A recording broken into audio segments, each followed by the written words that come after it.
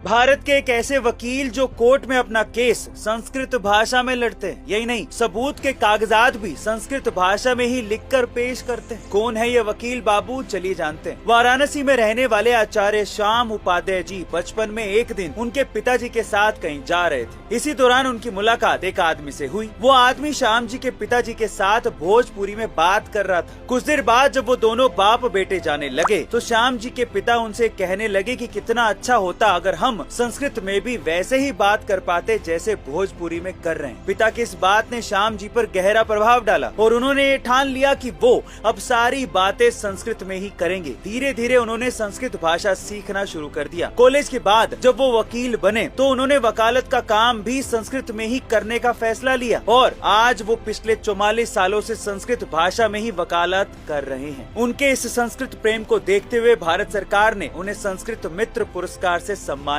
भी किया है और हम भी उन्हें इस कार्य के लिए प्रणाम करते हैं। जो बंदा कभी पेट पालने के लिए होटल में वेटर की नौकरी तो कभी मनरेगा में मजदूरी करता था, घर चलाने के लिए जिसके माता पिता तक को दिहाड़ी मजदूरी का काम करना पड़ा था, आज उसी बंदे ने एशियन गेम्स में भारत के लिए ब्रॉन्ज मेडल जीत लिया है। कौन है ये खिलाड़ी, चलिए जानते हैं। उत्तर प्रदेश के सोनपुर में रहने वाले राम बाबू का परिवार महीने में लगभग 3000 रुपए कमाता था, लेकिन 6 सदस्यों के परिवार के लिए इतना पर्याप्त नहीं था। इसलिए राम बाबू ने दिहाड़ी मजदूरी करना शुरू किया। साथ ही वो होटल में वेटर का काम भी करने लगे। साल 2012 में जब उन्होंने न्यूज़पेपर में ओलंपिक मेडल विनर्स के फोटोज देखे तभी उन्होंने ये ठान लिया कि उनको भी देश के लिए मेडल जीतना है। शुरुआत में उन्होंने मैराथन में हिस्सा लेना शुरू किया, जिसके बाद उन्होंने राष्ट्रीय ओपन चैंपियनशिप में स्वर्ण पदक जीत लिया और अब चीन में चल रहे एशियन गेम्स में 35 किलोमीटर रेस वॉकिंग में ब्रॉन्ज मेडल जीत के भारत देश का गौरव बढ़ाया। एक दिहाड़ी मजदूर से लेकर देश के लिए मेडल जीतने तक का राम बाबू का ये सफर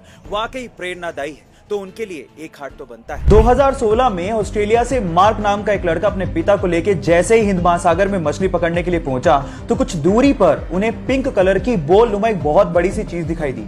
शुरू में तो उन्हें लगा कि शायद कोई नाव पलट गई है, लेकिन थोड़ा पास गए तो समझ में आया ये नाव तो नहीं है, लेकिन बहुत अजीब सी चीज थी।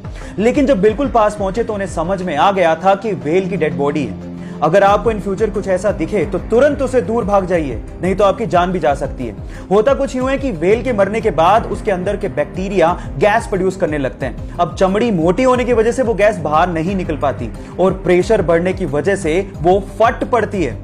अब अगर ऐसा कुछ दिखे इन फ्यूचर तो सावधान जरूर रहिएगा। ये बात है फरवरी 2019 की, जब कुछ मछुआरे मछली पकड़ने के इरादे से इटली के तट से समंदर में पहुंचे। जब वो समंदर के बीचों बीच थे तो उन्हें कुछ दूरी पर कुछ तैरता हुआ दिखा। शुरू में तो उन्हें लगा कि शायद ये कुछ लकड़ी के टुकड़े हैं, लेकिन जब पास जाके उन्होंने देखा तो वो ये देख के हैरान रह गए कि वहां पर 2 हिरन तैर रहे थे। Oh my God!